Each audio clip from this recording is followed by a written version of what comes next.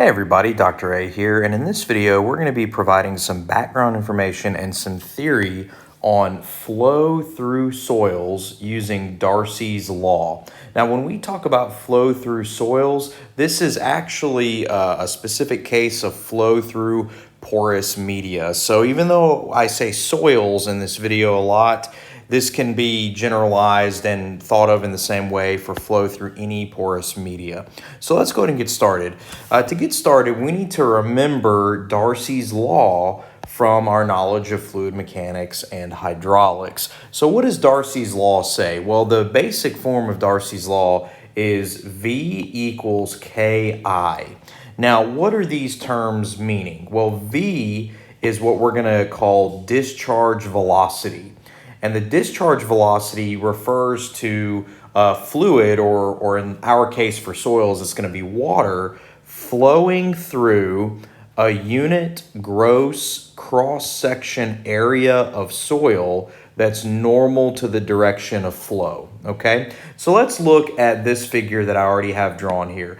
Let's call this a gross cross-section area of soil, and let's say that this has an area of A, all right? Now, this is this entire cross-section area, all right?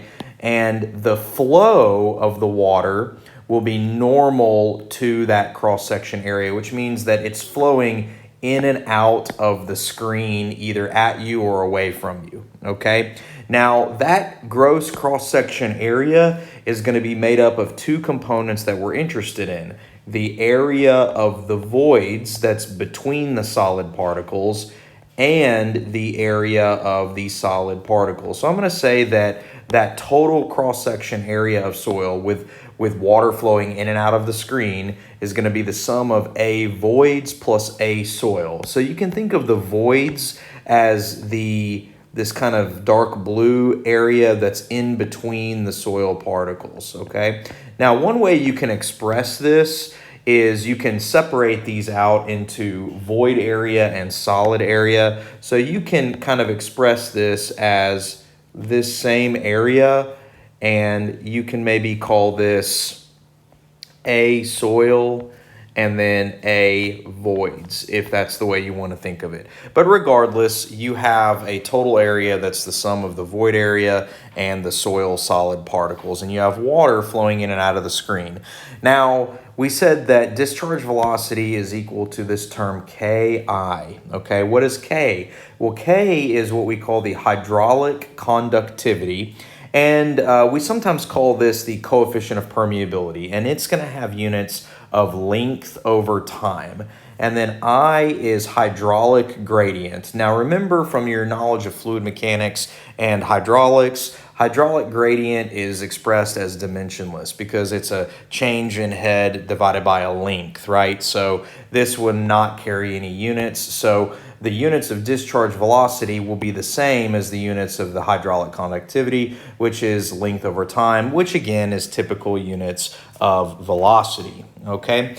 Now, whenever you want to find the quantity of water flowing through the soil in unit time, you can calculate the flow rate. So if you recall again from Darcy's law, Q is going to be equal to that cross-section area times that velocity.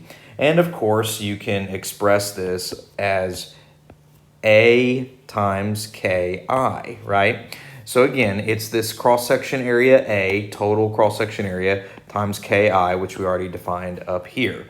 Now, we can break this down even further, and we can express A as the sum of A voids plus A soil, and then again times Ki.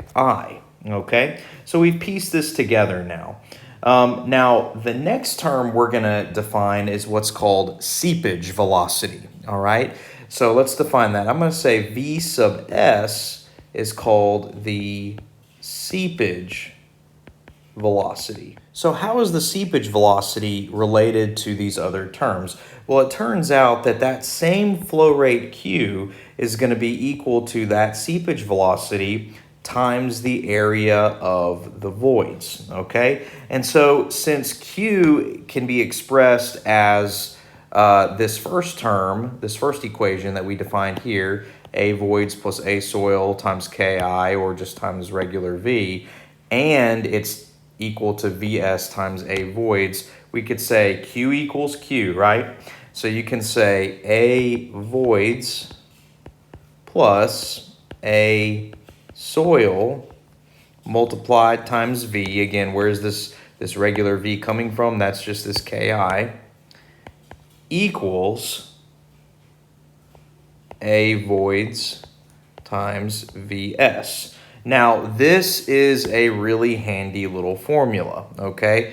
The way this is related to each other, you could solve for any of these aspects that you need given the rest of them. So I'm going to put a little star here on both sides of this, indicating that this is important, okay? Now let's take this a few steps further and do some further manipulations.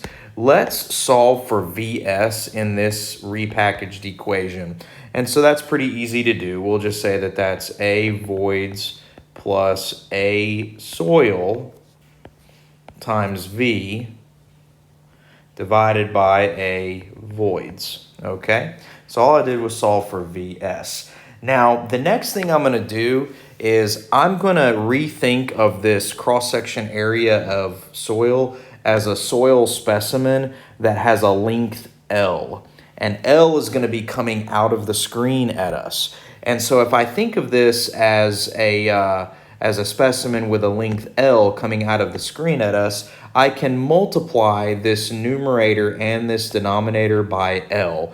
And what that's doing is it's going to allow us to repackage this equation here in terms of volume of the soil sample instead of just the cross-section area of the soil sample. So by doing that, I'm going to get Vs equals velocity times volume of voids plus volume of soil, all divided by volume of voids, okay? And then I can do a little bit more algebra here and, repackage some things. So the next thing I'm going to do is I'm going to divide the numerator and the denominator by the volume of soil, okay? So what's going to happen if I divide all of these terms, each term in the numerator and the denominator, by the volume of soil? Well, I'll get this repackaged as velocity multiplied by volume of voids over volume of soil plus 1, all divided by volume of voids over volume of soil. Now, what is the basic definition of volume of voids over volume of soil solids? Well, you might remember from your phase relationships, this is just void ratio, right? And so I can repackage this now as discharge velocity is equal to regular velocity times E plus 1 over E, all right? And we can also remember that from our phase relationships, E plus 1 over E is the same thing as 1 over porosity.